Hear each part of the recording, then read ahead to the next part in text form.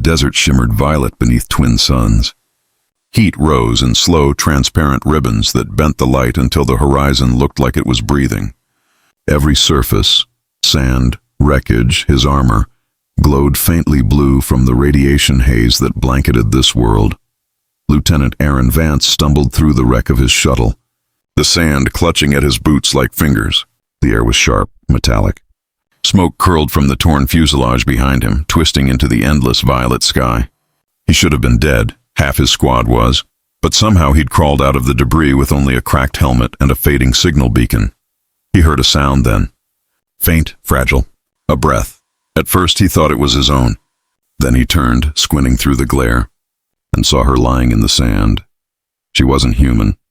The color of her skin hit him first, deep cobalt, dusted with pale shimmer like moonlight scattered over water. Her limbs were long, built for grace, not war. A torn leather harness wrapped around her torso and faint bioluminescent lines traced along her ribs, pulsing irregularly. He could see she was dying, the glow in her veins flickering like a light losing power. Aaron dropped to his knees beside her. He hesitated. His training screamed protocol. No direct contact with alien life forms without quarantine, no exchange of fluids, no interference with unknown biological systems. But she was breathing in short, panicked gasps, each weaker than the last. Her lips moved, no sound emerging, just a tremor like she was fighting to stay conscious. He reached for his canteen. It was almost empty, his last water reserve, but his fingers unscrewed the cap before his mind could stop them. "Hey," he said softly. "Don't move. Just stay with me." He tilted the canteen and let a slow stream of water fall against her lips. At first nothing, then a twitch. Her mouth parted slightly, and he saw her tongue, silvered and thin like ribbon, as she tried to drink. Water slid down her throat. She coughed once weakly, and blinked. Her eyes opened. They were the strangest eyes he had ever seen. Silver, pure and reflective. Like they carried the reflection of the entire horizon within them. She looked at him, unblinking. Her pupils dilated, then contracted. A whisper escaped her, broken and accented. "Why, help me." Aaron froze. She was conscious, intelligent, and speaking common, though fractured. He swallowed hard. "Because you're still alive." For a second they just stared at each other. The wind sighed across the dunes, carrying with it the distant hiss of static from the broken comms array. He became aware of the details, the sand clinging to her skin, the faint tremor in her chest, the rhythmic pulse of light under her collarbone. Then the ground shivered. It was subtle at first, like a heartbeat passing through the sand. Then stronger. The dunes began to hum. Aaron looked around, confused, feeling the vibration through his knees. The alien woman's eyes widened. "No," she whispered. "They come. Who?"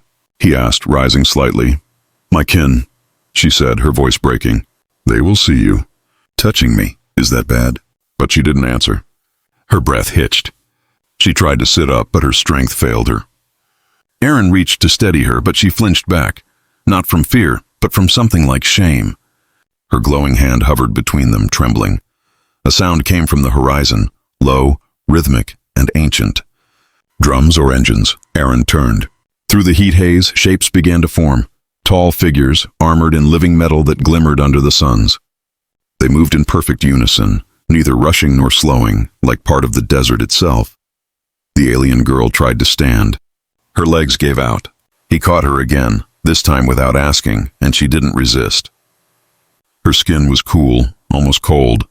The figures surrounded them in a silent circle. Up close, Aaron saw they were not entirely organic. Their armor seemed to grow from their bodies, veins of silver merging with blue flesh.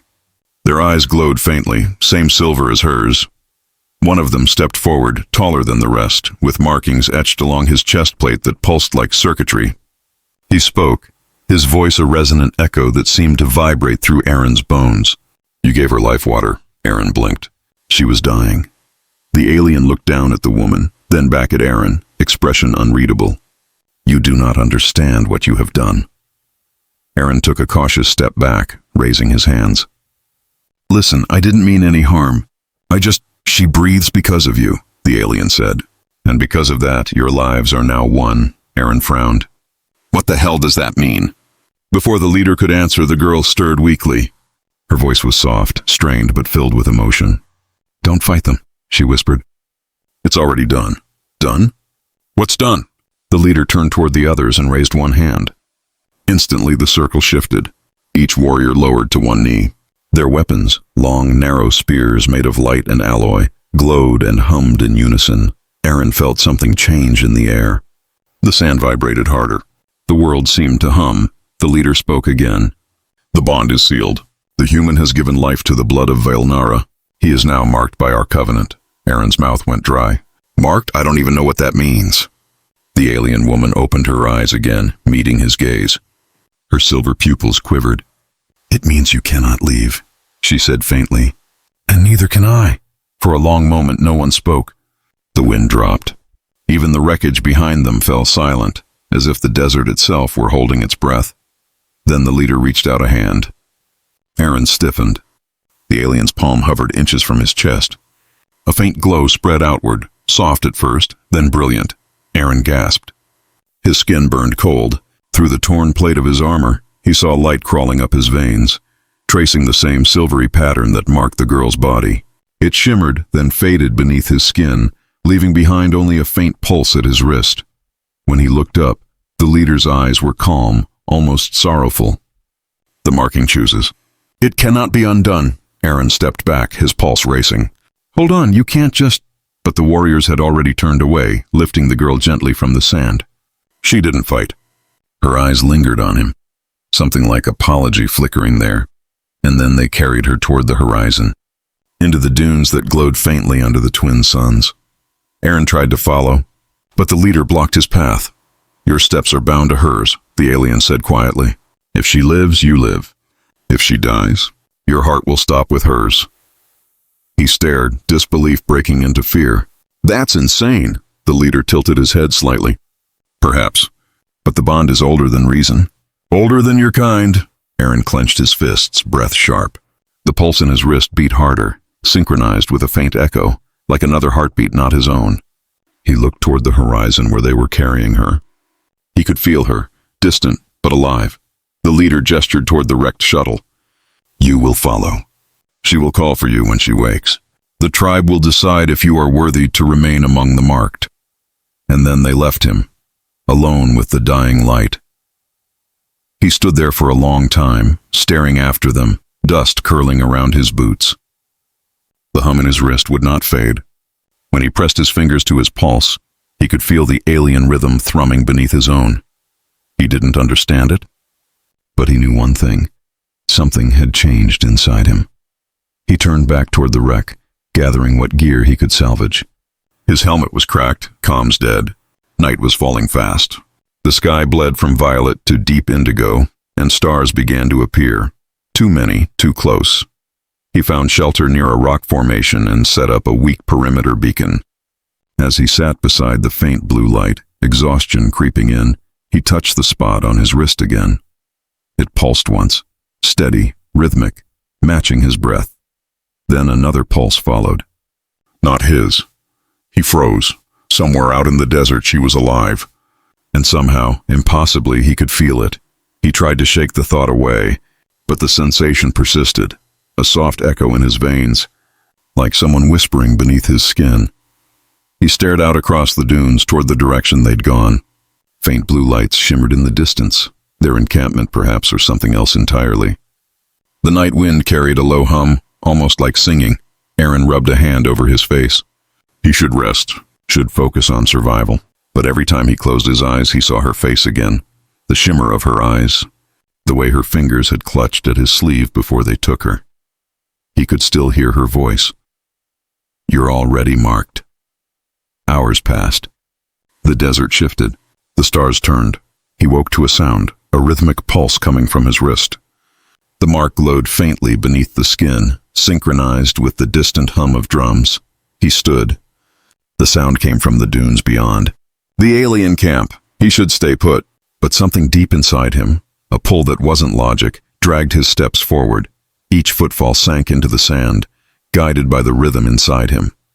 The stars above glowed brighter as he approached the horizon, and the dunes began to reflect light from something unseen.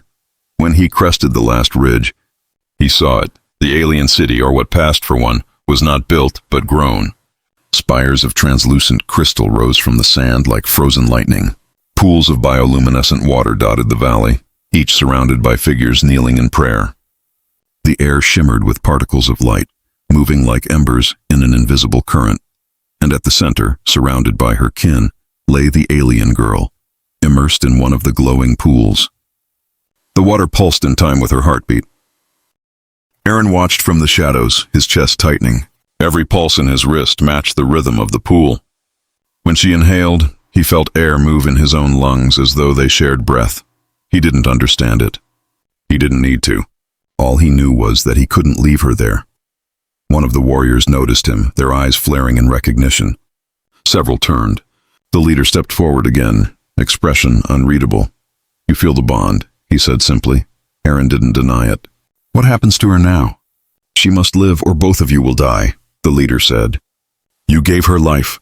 Now you must keep it." The alien's gaze softened slightly, almost pitying. "You were human this morning, soldier. But before dawn, you will not be only that." Aaron looked past him, toward the girl floating in the glowing water. Her chest rose and fell, slow but steady. He whispered to himself, voice trembling. "What are you doing to me?" The leader tilted his head as if listening to something far away. "We are doing nothing," he said quietly. "It is she who has chosen you." The water only obeys. Aaron's pulse raced. The mark on his wrist flared, flooding his veins with light, and for a fleeting instant, he saw through her eyes, the stars, the water, the faces of her tribe looking down in silence, and his own reflection in the pool, kneeling beside her, as if drawn there by something deeper than fate. Then the vision broke. The light faded. He fell to one knee, gasping for air. The alien leader stepped closer, placing a hand on his shoulder. "Welcome to the Veil Nara, human," he said softly. "You are one of us now." Aaron looked up at the alien city, the glowing sky, the dying girl whose heartbeat echoed through his own. And somewhere inside him, beneath fear, beneath confusion, something else stirred. A strange, impossible warmth, as if part of him had always belonged to her. And the stars, far above the desert, flickered just once, as if acknowledging what had just begun. The blue-skinned girl woke with a gasp. It wasn't a human sound. It rippled like water struck by a sudden current. The human Kale froze. He had been kneeling beside her for hours, listening to the irregular rhythm of her breaths, unsure if she was dying or healing. Now her eyes opened, silver rings of light expanding and contracting like some ancient ocean pulse. "Easy," he whispered, voice rough from exhaustion. "You're safe. Don't move too fast." Her gaze darted around the room, the human base carved from the hull of an old dropship. Glowing consoles flickered. Sand sifted through gaps in the steel walls, and beyond them, the desert shimmered violet beneath twin suns. The girl, if she even was a girl, looked at him as though she had just surfaced from drowning. Her lips parted, but no sound came out. Kale noticed the thin metallic scar on her collarbone, faintly pulsing. He'd seen such implants before, in living beings engineered for symbiosis, not war. She tried to sit up. Pain cracked through her body, making her flinch. Kyle steadied her gently, hand hovering before he dared touch. Her skin was warm, unexpectedly warm. "What are you doing here?" he asked softly, not expecting an answer. She blinked slowly, as if translating his words through layers of instinct and confusion. Finally, she whispered, "You pulled me from the sand." Her voice was melodic but raw, like wind brushing over broken glass. Kale nodded. "You would have burned alive." The storm was closing in. She looked down at the water bottle in his hand, half empty. "You gave me your ration," he shrugged. "Didn't need it. That was a lie." He hadn't eaten or drunk anything since the crash 2 days ago, but something about her, about the way her body seemed to shimmer faintly in the low light, made it impossible to walk away.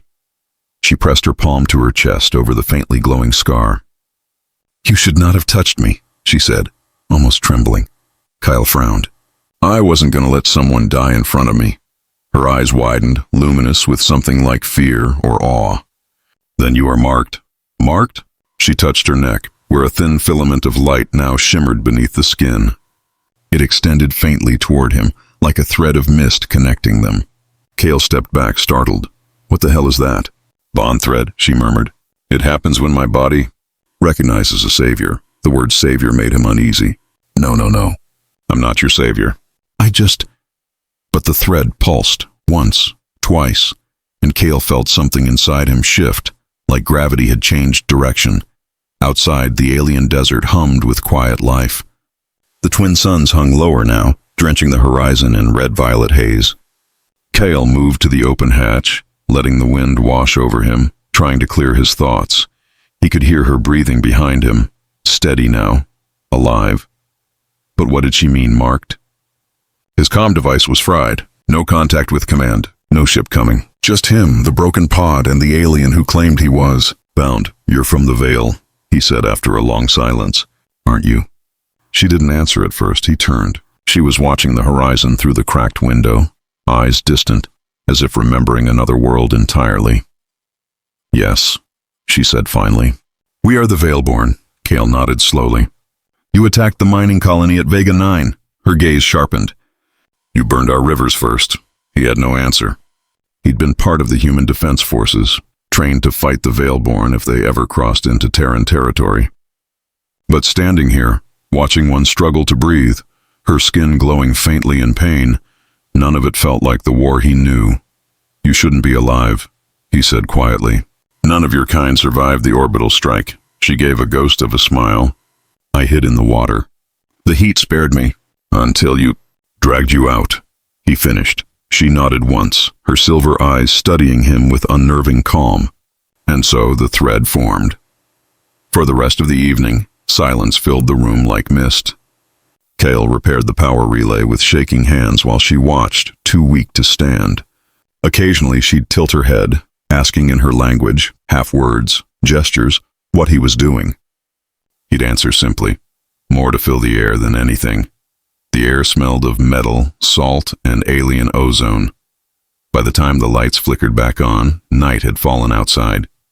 The twin moons cast long blue shadows across the sand. She stirred suddenly. "What do they call you?" He looked up. "Cale," her mouth formed the word carefully. "Kyle." He caught the faint musical lilt she added, turning his plain name into something else, something gentler. "And you?" he asked. She hesitated. "Lyrian." It was a beautiful name, like wind over strings. "Lyrian," he repeated softly. Her eyes flickered in the half-light. "Do not say it unless you mean it," he blinked. "Mean what?" "In my tongue," she said, voice almost a whisper. "To speak another's name is to keep it. It binds memory to breath." Cale's chest tightened. "I'll remember then." Something unreadable crossed her face. Fear, maybe. Or hope. Hours later, Cale sat beside the makeshift fire pit, his mind replaying the crash. The distress beacon had gone silent before he hit atmosphere. He'd been searching for survivors when he found her half buried beneath the dunes, tangled in what looked like the wreckage of a Veilborn skimmer. He hadn't thought. Just pulled her out, poured water over her, watched her eyes flicker open, silver like mercury. Now here they were, two enemies, alone in a dying desert, connected by something neither of them understood. Behind him, Lyrian shifted in her sleep, the faint light beneath her skin pulsing with each heartbeat. Cale realized he could feel it. Not just see it, feel it, like a warmth echoing faintly beneath his ribs. The connection. "The thread," he exhaled slowly. "What are you doing to me?" he murmured. The desert didn't answer. Morning came with a strange quiet. Cale awoke to find Lyrian already awake, sitting by the window. Her back was to him, long silver hair glinting faintly in the dawn. She seemed stronger, her breathing steady, her posture no longer frail. Outside, the sky shimmered pale pink, filled with floating fragments of crystal dust from the storms. The air was thin, almost sacred. "You should rest," Cale said. "I did." Her tone was calm. "You didn't," he smiled faintly. "Hard to sleep when you're glowing in the corner." Lyrian turned, studying him. "You see it?" "Hard to miss." She lowered her eyes. "It will fade. Once the bond completes," Kyle frowned. "Completes how?" "Your body and mine will align for balance," she said simply, as if describing weather. "Your pulse will learn my rhythm. Your blood will remember my frequency. Then the bond will settle. That's not comforting. Her lips twitched in something like amusement. Nor is it optional. Kyle rubbed his temples. You mean I'm stuck with this? She didn't answer. They spent the morning repairing the comm relay together. Kyle found himself explaining basic tools to her. Spanners, circuit joints, energy cells. She listened with quiet intensity, her hands moving delicately as if afraid to break human objects. Your machines hum differently, she observed. How so? They are angry. He laughed under his breath. That's one way to describe human tech. You make war from steel, she said softly. We made peace from light. Perhaps that is why we lost. Kyle looked at her, then away. Maybe that's why we both did. Their eyes met briefly, a flicker of something shared, something wordless. Then the comm crackled to life. Kyle froze. A faint transmission, human code, filtered through the static. Survivor, Quadrant Epsilon. Extraction window in 6 hours. He felt a rush of relief so sharp it hurt. He could leave. He could go home, but Lyrian was watching him. You'll go, she said, voice unreadable. It's a rescue team, he replied. I can bring help. Medicine, transport, no. The word was quiet but final. Kale stared. No? You'll die here if we don't. Her gaze locked with his. If your kind finds me, I will not be allowed to live. The Veilborn are forbidden. The humans will dissect what they do not understand. Kale's throat went dry. He knew she was right. Even the Federation's peace accords had clauses. No unauthorized alien hybrids, no unexplained biogenetic anomalies. She'd be considered a specimen, not a person. He swallowed hard. Then I'll lie. I'll hide you. You cannot. Watch me. Lyrian stood, her movements graceful but trembling. You don't understand. The thread does not let you lie. Not about me, he stared at her. What? She stepped closer until he could see the faint glow tracing her veins. If they ask, you will tell the truth. Your pulse will betray you. The bond protects itself. That's insane. It is ancient, she whispered. And it has already begun. Kale took a step back, feeling his heartbeat stutter. Then tell me how to break it. Her voice softened. You can't. Outside, the sky darkened again. The edge of another storm rising over the horizon. Purple lightning crawling through the clouds. Kale stared at it through the viewport. The wind beginning to howl through the cracks. He felt trapped between two impossible choices. Stay and die in the storm. Or call for rescue and condemn her. Lyrian moved beside him, her reflection shimmering faintly in the glass. You saved me, she said quietly. But some things are not meant to be saved. He turned toward her. Don't say that. She looked up, eyes luminous. My tribe will come for me. When they find you beside me, they will see the thread, and they will know you are marked. To them, that means you belong, Kale blinked. Belong? Her gaze didn't waver. To us. The words hung between them, heavy and electric. Outside, thunder rolled across the dunes. The wind tore at the base and the light dimmed until only the glow from her skin remained, a faint halo in the storm dark. Kale swallowed hard. Then I guess I'm not going anywhere. Lyrian looked at him for a long time, her expression unreadable. Then slowly she nodded. For now, she said softly, we endure the storm together. The first blast of wind hit, shaking the structure. Kale moved instinctively, securing the shutters. Lyrian followed, her movement swift, precise despite her weakness. As they worked side by side, sand howled through the cracks like a living thing. Every flash of lightning illuminated them, two figures thrown together by fate, framed in the raw beauty of destruction. When it became too loud to speak, they sat by the fire again. The heat flickered against her blue skin, making her look almost ethereal. Kale watched her silently, the question burning inside him.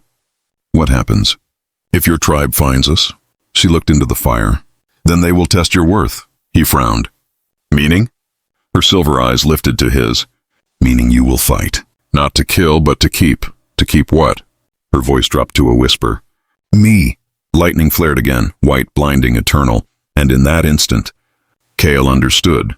Whatever had begun between them, it was far more dangerous and far more sacred than he could ever have imagined. The storm came like a living beast. Winds roared through the fractured dunes, hurling knives of sand against the metal walls. The sky had turned the color of bruised fire, violet, then indigo, then black. Every few seconds, lightning tore it open, revealing the skeleton silhouettes of palm-like alien flora twisting in the chaos. Kyle braced himself against the doorframe, sealing the final lock as the sand whirled violently beyond. The air inside the base trembled with the pressure, the low hum of the storm echoing through the steel bones of the place.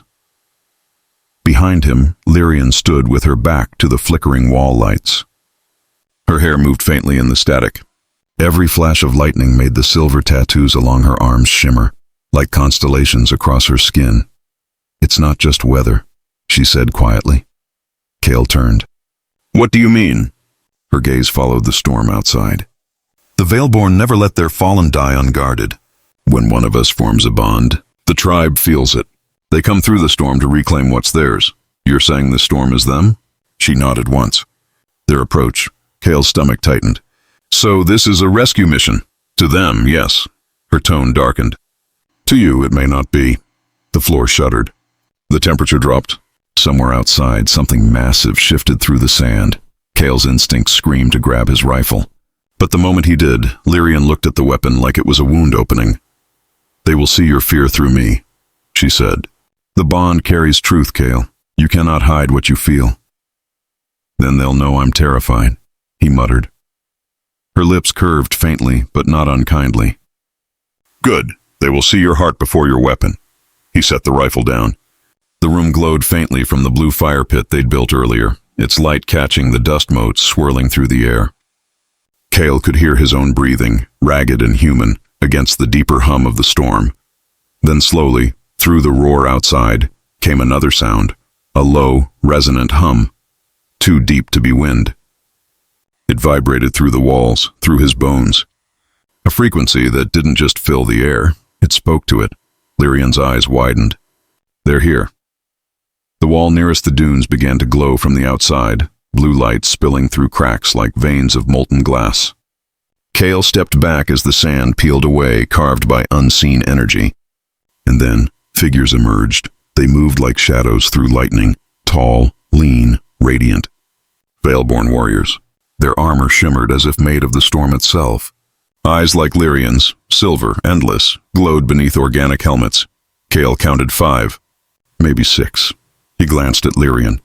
She had gone still, her body tense but graceful, like a tide pulling before a wave. One of the warriors stepped forward, the glow of their markings pulsing in rhythmic cadence. Their voice filled the air, not from their mouth, but through vibration, the sound sliding through Kyle's mind more than his ears. "Lyrian of the Riverline, the thread is seen." "The bond is marked," Lyrian bowed her head. "Yes." The warrior's gaze shifted to Cale. "And the human. He carries your pulse. He stands within the mark." Cale didn't understand half of it, but he understood the weight in the air. The lead warrior stepped closer. "You touched her without the right." "I saved her," Kyle said, trying to steady his voice. "Without consent," the warrior replied. "She was dying. Then she should have returned to the light, not to your hands." Lyrian moved between them, voice trembling but firm. He did not know the old laws. The warrior's gaze softened on her, then sharpened again on Cale. "The law does not care what he knows. The bond exists. It cannot be undone." Kyle swallowed. "So what happens now?" The warrior raised a hand. The storm outside pulsed brighter, responding. "He must face the right of claim. If he survives, the bond remains. If not—" Cale didn't need the end of that sentence. Lyrian turned toward him, her eyes reflecting the lightning like twin mirrors. "You don't have to do this," she whispered. "They won't harm me if I return." He shook his head. "If I let them take you, you'll die. Better me than you." He took a step closer. "That's not a choice I'm willing to make." The warriors circled. Their bodies emitted faint resonance, like living instruments tuning for battle.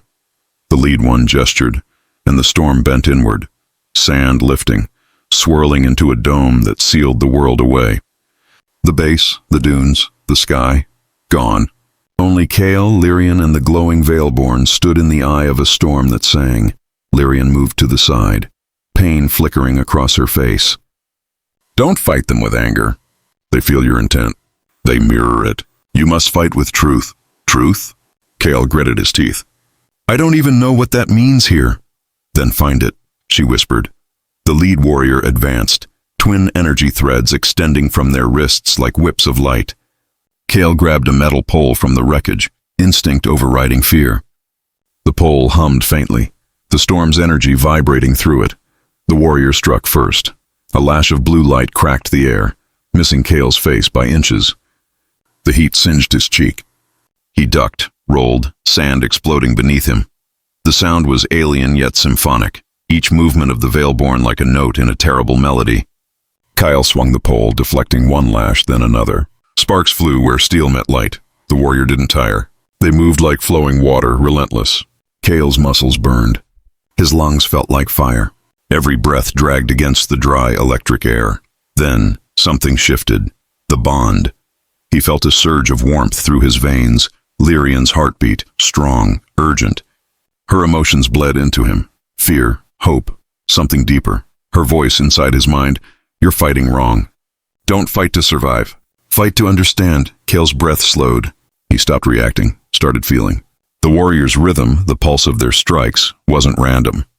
It was patterned, musical, like a heartbeat. He matched it. The next strike came and he didn't block. It flowed past him. He stepped into the rhythm, parrying with precision, each movement blending with theirs. The storm responded, its wind softening, synchronizing to their steps. The warrior paused. The light around them dimmed slightly, as if recognizing him. Lyrian's voice echoed again, faint, almost a prayer. He hears the song. The lead warrior lowered their arm. The others stepped back. The threat accepts him, the warrior said at last. He does not fight to dominate. He fights to remain. Kale stood there, chest heaving, sand clinging to his sweat-soaked uniform. Does that mean it's over? The warrior tilted their head. It means you are marked indeed. Lyrian stepped forward, her expression unreadable. Relief and sadness intertwined. The storm began to quiet. The light faded, but before the warriors turned to leave, the leader faced Kale one last time. You saved one of ours. You have become one of us. But know this, human. Once the bond fully roots, you will not belong to your kind again. Your pulse will echo through the veil, Kale swallowed. And if I refuse? Then she dies. The bond cannot exist alone, and with that, the warriors dissolved into light. The storm fell silent. Silence. Real silence, heavy and absolute. Kale fell to his knees, breath shaking. The storm had flattened everything, the dunes, the horizon. The air smelled of ozone and new beginnings. Lyrian approached him slowly. You should not have done that. I wasn't going to let them take you, he said hoarsely. They weren't going to take me. They were going to test you. He looked up at her. And I passed. Her expression softened. For now, night returned quickly after the storm. The stars above seemed larger, closer, like they were watching. Kale sat beside the dying fire again, exhaustion weighing him down. Lyrian sat across from him, knees drawn up, her silver eyes reflecting the flames. What happens now? He asked quietly. She hesitated before answering. Now the bond deepens. The thread has been witnessed. It will begin to change us both. How? You will feel me even when I am silent. You will dream my memories. And when I am hurt? You will bleed, Kale exhaled. That sounds awful. Her lips curved slightly. It is also beautiful. He met her gaze, long enough to forget the cold. Do you believe that? Her eyes dropped. I want to. A long silence stretched between them. The fire cracked softly, and the desert wind carried the faint scent of glass and ash. Kyle leaned back, looking at the alien sky. You said they'll know me now. That I'll be part of your kind. What does that mean? It means, Lyrian said quietly, your name will be sung in the water halls of the Veil. It means when you die, your memory will pass through us like light. He blinked. That doesn't sound so bad. She looked at him then, really looked. No, it isn't. The air between them grew still again. Kale noticed the faint glow returning to her collarbone, the scar where the thread began.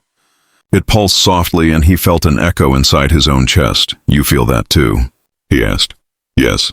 What does it mean? She smiled faintly. It means the bond has accepted you. And now, Kale, whether you wish it or not, your heart beats with mine. He didn't know what to say. Outside, the last of the storm's lightning flickered across the dunes. It illuminated her face for a moment. Blue skin, silver eyes, and the soft, uncertain curve of someone trying to understand love for the first time. Cale reached forward without thinking, his hand hovering near hers. He didn't touch, just close enough to feel the warmth radiating between them. She looked down at their hands, then met his gaze again. "When you touched me the first time, you saved my life." "When you touch me again," she whispered, "you will change it." And for a long, fragile moment, neither of them moved. Only the storm's echo lingered, soft, distant, like a heartbeat remembering its other half. The desert had gone quiet. Not the silence of emptiness, but the kind that follows revelation. Cale awoke to a world reborn after the storm. The air was clean, the light golden with morning, and the once barren dunes shimmered with a thin layer of crystal dust that refracted the twin suns like scattered stars. Everything glowed faintly. Even the wind seemed slower, deliberate, almost listening. Lyrian stood outside the shelter, barefoot on the sand.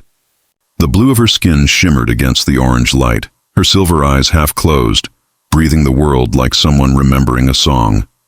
Cale stepped out, boots crunching softly. "You're up early." She turned slightly, the smallest smile tugging her lips. "I don't sleep much anymore." Not since the bond. He hesitated beside her. The thread of light connecting them, invisible to others, but felt within, pulsed once between them, a heartbeat shared. "What does it feel like?" he asked quietly. Lyrian looked toward the horizon. "Like remembering a dream I never lived. When you think, I see colors. When you sleep, I hear water." He swallowed. "You make that sound almost peaceful." Her voice gentled. "It is. But peace is a fragile thing, human. Your people will come for you soon." Kyle's chest tightened. The rescue signal. The human transmission he'd heard before the storm. It was still active. Maybe the storm scrambled it. She turned toward him, eyes gleaming with knowing sadness. "You want to believe that?" He did. But deep down, he knew the truth. Somewhere above, a Federation shuttle was triangulating the signal. They would land soon. Hours, maybe less. Lyrian stepped closer. "When they come, what will you tell them?" Cale didn't answer. She searched his face, her voice soft but steady. "If you say I exist, they will take me. If you lie, the bond will betray you. It is not built for deceit." He stared at the sand. "There has to be a way." "There never is," she said gently. "Not between worlds." They walked together through the shattered dunes. The air smelled of lightning and dust, every step sinking into glass-fine powder that glittered faintly beneath the suns. Fragments of wreckage lay half-buried, remnants of both their ships, human and Veilborn alike, melted together by heat and chance. Kyle brushed his fingers against a blackened panel. "You know," he murmured, "when we were briefed on your kind, they told us you were dangerous, manipulative, that you could control us with light or sound." Lyrian tilted her head. "And what do you believe now?" He looked at her. "That you're just alive, like me, scared, tired, trying to do the right thing in a world that keeps changing the rules." Her eyes softened, an entire galaxy of emotion flickering there. "And you?" she asked quietly. "What do you want from this world, Cale?" He let the question hang between them, heavy and raw. Then, finally, to stop being a soldier long enough to feel human again. Lyrian's breath caught. For a moment, the wind itself seemed to pause. "Then feel," she whispered. They found a small rise overlooking the valley, where the storm had carved spirals into the sand. The twin suns reflected in each groove like liquid mirrors. Lyrian knelt, touching one of the spirals, tracing its curve with reverence. "This place remembers everything," she said softly. "Every death, every storm, every touch." Kyle sat beside her. "Even ours?" She smiled faintly. "Especially ours." He watched her fingers move, the way the light bent around them, the shimmer of warmth that radiated from her body. There was something fragile about her, not weakness, but transparency, like she was made of something the world couldn't quite hold. "You said when the bond roots," he began, "I'll stop belonging to my kind." "Yes, and if I resist it?" She looked up. "Then it will break you, slowly, from the inside." He exhaled, the wind catching his words. "So my choices are leave you and die, or stay and never go home." Her eyes didn't leave his. "You already made your choice, Kyle, the moment you pulled me from the sand." The first sound of engines came hours later, distant, like thunder behind the horizon. The human rescue shuttle. Cale stood at the ridge, watching the faint line of silver light descend through the clouds. The sound grew louder, mechanical, sharp, alien in its own way. Lyrian joined him, her face unreadable.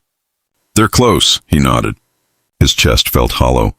"They will not understand," she said. "I know. They will fear what they see." "I know." She looked at him for a long, still moment. "Then what will you do?" Cale turned to face her. The light washed over them, pale gold, trembling with heat. "I'll protect you." "That's what I promised." Lyrian shook her head gently. "Protection is not love, Cale." He froze. She took a small step forward, closing the space between them until their reflections mingled in each other's eyes. "You think love is the act of saving. But sometimes it is the act of letting go." He wanted to argue, to deny it, but her gaze stripped away all pretense. The truth was there, luminous and merciless. "I can't just walk away. You can't stay either," she whispered. The engines roared closer. The shuttle was descending fast now, kicking up spirals of dust. Lyrian reached out, her hand trembling slightly, and pressed her palm over his heart. He felt the warmth of her touch, the pulse that wasn't his own. "When they take you," she said softly, "I will fade. The bond will break when distance becomes truth. But you will live." He caught her wrist. "Lyrian," she smiled, and it was the saddest thing he had ever seen. "That is enough." The shuttle landed with a violent gust, sand whirling in all directions. Human figures emerged in polished armor, rifles drawn, voices shouting through comms. Kyle's old world returning. Uniform, order, command. "Kyle Voss." One of them called. "Step forward. We thought you were dead." He didn't move. Behind him, Lyrian's light dimmed slightly. Her voice was a whisper against the wind. "Go!" He turned back to her, eyes burning. "Come with me." "They won't let me." "Then I'll tell them you saved me." "They won't hear truth from your lips while the thread still glows," she said gently. "They'll only see what they fear." He hesitated. Then, against all reason, he stepped closer and took her hand. Her skin felt impossibly soft, her light bleeding into his. "What if I refuse to let go?" She smiled faintly. "Then you'll condemn us both." The soldiers shouted again, closing in. Lyrian's silver eyes found his one last time. "Close your eyes, Cale." He obeyed. The air around him shimmered. The bond thread pulsed once, hard, then dissolved into warmth that flooded his chest. He felt her breath against his cheek, light as starlight. Then, silence. When Cale opened his eyes, the ridge was empty. The wind carried only sand and echoes. He stood there, unable to move, as the soldiers reached him. Hands grabbed his arms, voices spoke into comms, but it all sounded distant. "Where's the alien?" one asked. Cale looked at the dunes, endless, golden, glimmering with faint veins of light disappearing into the horizon. "She's gone," he said. His voice was steady. The storm took her, and this time the bond did not betray him. Days later, aboard the extraction ship, Cale stared through the viewport at the planet below. The surface shimmered like a living ocean of glass. He should have felt relief, survival, victory, escape, but all he felt was quiet. In his chest, beneath the layers of armor and exhaustion, a faint pulse echoed that wasn't quite his own. It was softer now, distant but there, a memory breathing through the silence. At night he dreamed of the storm, of blue light and silver eyes, of a voice whispering through sand. "When you think, I see colors. When you sleep, I hear water." He'd wake with the taste of salt in his mouth, and for a moment, he'd swear he heard her heartbeat inside his own. Years passed. Kyle left the army. He wandered from colony to colony, fixing ships, building small things that hummed quietly, never angry. Sometimes, under certain skies, he'd look up and see a faint shimmer in the clouds, like a silver thread stretched across the heavens, and he'd feel her there, not as loss, not as pain, but as memory, a bond that never needed distance to prove it had existed. One evening, on a quiet moon with violet seas, Cale stood alone on the shore. The water glowed faintly, reacting to his presence. When the wind shifted, he swore he heard her voice, soft, familiar, carried on the air. "When they take you, I will fade." He closed his eyes, smiling sadly. "You never did." The waves touched his boots. humming faintly, light gathering where his shadow fell, and for a brief, impossible moment, he saw her reflection in the water beside him. Not solid, not real, but enough. Two silhouettes standing under the same sky, their shared thread shining once, like the memory of a heartbeat that refused to die. End of story. He thought she was just a dying alien girl, then her tribe declared him marked.